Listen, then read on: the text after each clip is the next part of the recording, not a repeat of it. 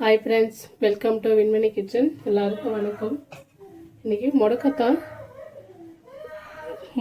Gravy செய்ய போகிறோம். நல்லா தொக்கு மாதிரி நல்லாயிருக்கும். இட்லி, தோசை, சப்பாத்திக்கு எல்லாம் ஒரு மாதிரி சூப்பராகவும் இருக்கும். உடம்புக்கு ரொம்ப நல்லது. கொஞ்சமாக எண்ணெய் சேர்த்துக்க போகிறேன். ஒரு 2-3 மிளகா, ஒரு வெங்காயம், புளி, பூண்டு எடுத்து வச்சுருக்கேன். இதெல்லாம் வறுத்துக்கலாம். இப்போது எண்ணெயில் வதக்கலாம். புளி இது கண்டிப்பாக போடணும். தக்காளி போட வேண்டாம். நல்லா வதங்கிட்டுன்னு பார்க்கலாம். இந்த அளவுக்கு வதங்கினா போதும். இப்போ புளியும் சேர்த்துக்க போகிறேன். ஒரு சின்ன நெல்லிக்காய் சைஸ் புளி எடுத்துருக்கேன். பாருங்க, இது முடக்கத்தான் கீரை. அதனுடைய காய் கூட இருக்குது. சின்னதாக போட்டுடலாம், அது வேணாம். நான் ஒரு 4-5 டைம் தண்ணியில் நல்லா கழுவி எடுத்து வச்சுருக்கேன். இந்த கீரையை நல்லா எண்ணெயில் வதக்கி அரைச்சிக்கலாம்.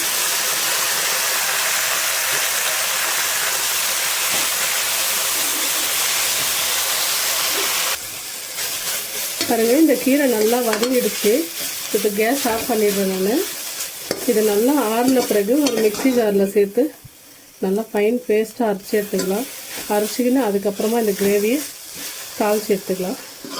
இப்போ நான் எடுத்து வைக்கிறப்போ இந்த கீரை நல்லா ஆறிடுச்சு. இப்போ நான் இது ஒரு ஜாரில் சேர்த்து அரைச்சி எடுத்துக்க போகிறேன்.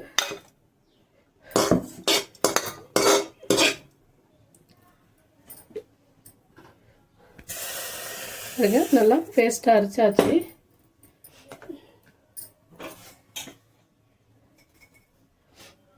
அப்போவே உப்பு போடல, கொஞ்சம் உப்பு போட்டு இன்னொரு முறை அரைச்சி எடுத்துக்கிறேன். அதுக்குள்ளே கொஞ்சம் எண்ணெய் ஊற்றி வைக்கலாம். இது நார்மல் எண்ணெய் தான் குழம்பு தாளிக்கிறேன்னு. இந்த கீரைக்கு நம்ம நல்லெண்ணெய் ஊற்றி செஞ்சோம்னா ரொம்ப நல்லாயிருக்கும் டேஸ்ட்டு. எண்ணெய் நல்லா காஞ்சிடுச்சு. கடுகு, சீரகம், உளுத்தம்பருப்பு சும்மா கொஞ்சமாக சேர்த்துக்கிட்டு இது பொரிட்டு இருக்கும். எண்ணெய் கொஞ்சம் நிறைய சேர்த்துருக்கேன். ஏன்னா இந்த கீரை கொஞ்சம் லைட்டாக கசப்பு தன்மை இருக்கும். அதனால தான். கொஞ்சம் வெங்காயம் கட் பண்ணி வச்சுருக்கேன். பூண்டு ஒன்று உரிச்சு நசுக்கி வச்சுருக்கேன். இந்த நசுக்கின பூண்டு இதோட சேர்த்துக்கலாம். ஒரு கொத்து கருவேப்பிலை. இந்த முடக்கத்தான் கீரை ரொம்ப நல்லது உடம்புக்கு. இந்த கை கால் வலி, முட்டி வலி எல்லாம் இருக்கிறவங்க இது சாப்பிட்டா கிடைச்சதுன்னா கண்டிப்பாக சாப்பிட்டு பாருங்கள். இது நல்லா வதங்கின பிறகு அந்த கீரை கொஞ்சம் மிளகாய் தூள் சேர்க்கணும். இது வதங்கினதும் சேர்த்துட்டு அப்புறமா அந்த கீரையை சேர்த்துக்கலாம். இப்போ குழம்பு மிளகாத்தூள் 1 டீஸ்பூனு, கொஞ்சமாக ஒரு 1.25 டீஸ்பூன் அளவு சேர்த்துருக்கேன். மஞ்சள் தூள்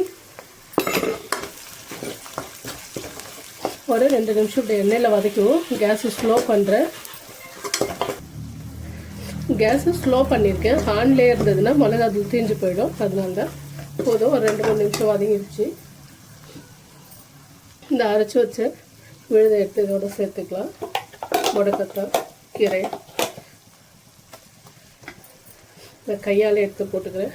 கரண்டியில் வரல. பாருங்க, நல்லா குழன்னு இருக்கும் இது. இப்போ இது ஒரு 2 நிமிஷம் அப்படியே வதக்கி விடுவோம். கேஸ் ஃபுல்லாக ஆன் பண்ணிக்கிறப்போ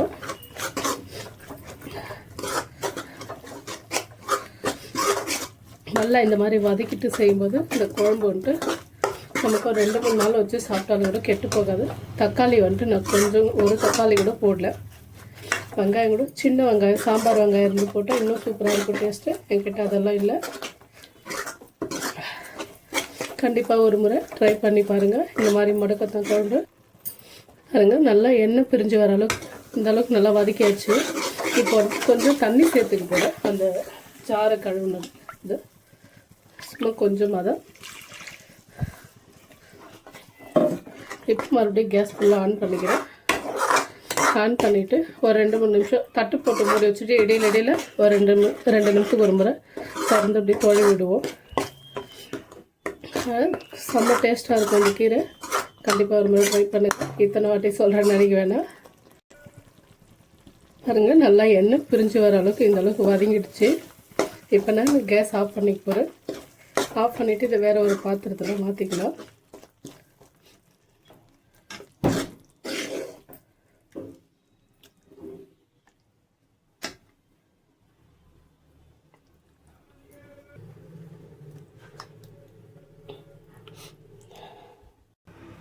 பாருங்க, சூப்பரான ஒரு முடக்கத்தான் தொக்கு செஞ்சாச்சு. செம்மையாக இருக்கும். சுட சுட சாதத்தோடு போட்டு பசஞ்சு சாப்பிடும்போது இது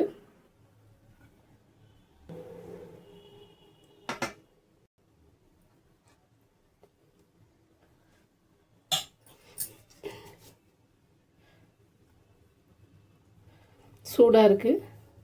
உண்மையாகவே டேஸ்ட் நல்லாயிருக்கும்.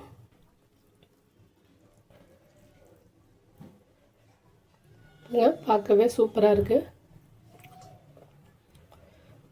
நீங்களும் செஞ்சு பாருங்கள். வீடியோ பிடிச்சிருந்தா லைக் பண்ணுங்கள், ஷேர் பண்ணுங்கள், சப்ஸ்கிரைப் பண்ணுங்கள் ஃப்ரெண்ட்ஸ்.